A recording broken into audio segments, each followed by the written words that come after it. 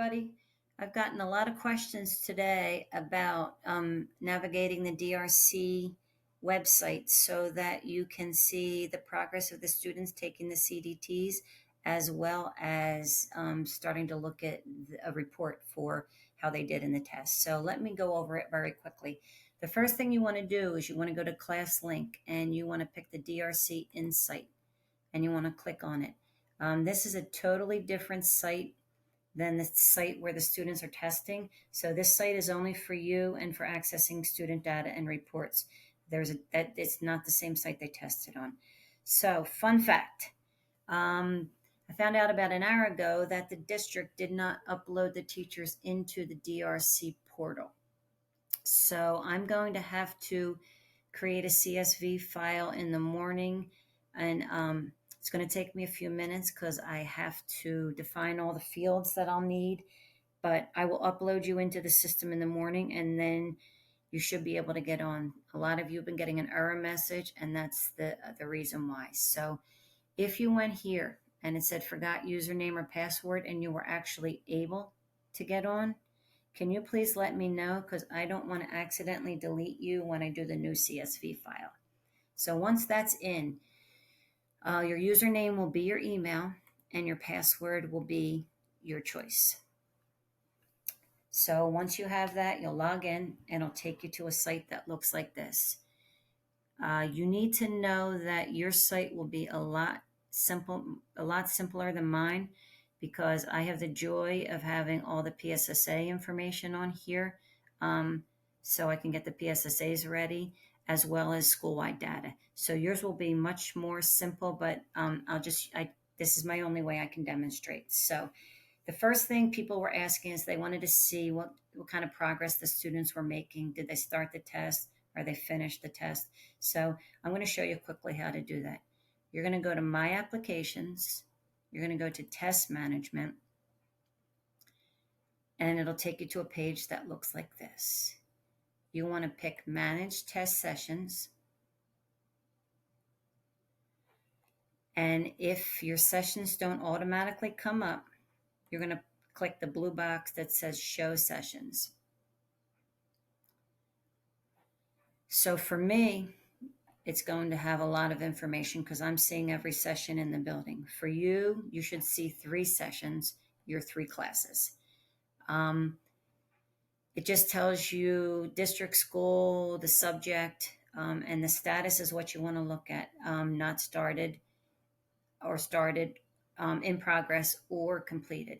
The window is just a testing window. You don't need to worry about that. And then these pictures here, if we were in the building and you were testing live, you would be utilizing a lot of these. But because we're testing virtually, you're only going to utilize one, and I'll show you which one that is in a minute. If you see up here, it all says not started. Those are the reading classes. But if I scroll all the way down to the bottom, you'll see since we started with math today, they're in progress, and no full class has completed the test. So that's how you would access just to see your sessions. So once you see your sessions, you want to go to this box. It says Edit Print Ticket Status.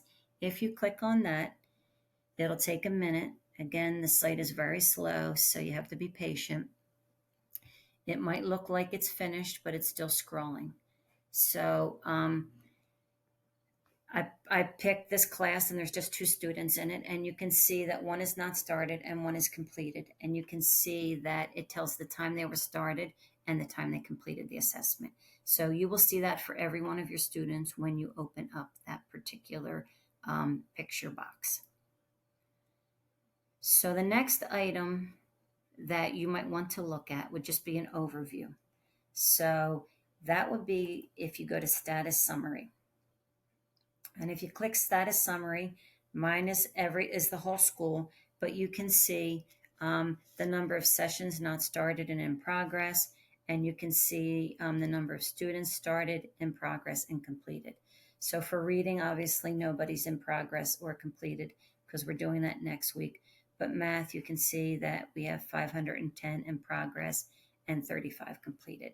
So that's really all you need to know in order to just get a snapshot of where your students are. And you can be sure when they say they completed their test, you can go on here and make sure. The next item that a lot of you have been asking for is, okay, so I have a student that just finished the test. How can I see how they did? So I'm going to show you how to do that. So what you're going to do is you're going to go back up to test management and you're going to go to report delivery. One thing that we really need you to know is there are a lot of reports with fantastic data here. You're going to need a lot of professional development in that, so don't dig too deeply into it. We will be training you on it, but the report I'm going to show you now will just give you a quick snapshot of how a student did in this particular assessment. So after I went to report delivery, you can see there are a lot of choices up here. You want to pick CDT Interactive Reports. And when you click that, you're going to see a lot more choices come up here. What you want to pick is batch download. So if you click batch download, it will give you a lot of drop-down menus. The first is select a site, and that's basically just the test. So for mine, you can see there's two choices because we had CDTs last year. Jen Kyle, Lynn Drumbor, you still might see two choices, but for most of you, there will be only one choice, and that's this year, 2021 CDT. The report you want to look at for now is just the individual map. You do want to leave it at color, just because you'll see in a minute. You want to pick your student group. I'm going to pick Leah's section today because I know she had a student, at least one student that finished the test today. Content area is kind of important because you will at some point be able to see both the reading and the math assessment, and you want to make sure you're looking at the correct test. And then the next one is map configuration. So for fifth grade, there's two choices. The one they took is the math grade 5. You see where it says grade 3 to 5? They have to make sure they pick that one and not the 6 to 8. So you make sure you pick your correct test for the map configuration, and that leaves you with two choices. Download all student group reports, or you can view them. I usually choose download because it does the same thing anyway, and that will bring up student reports.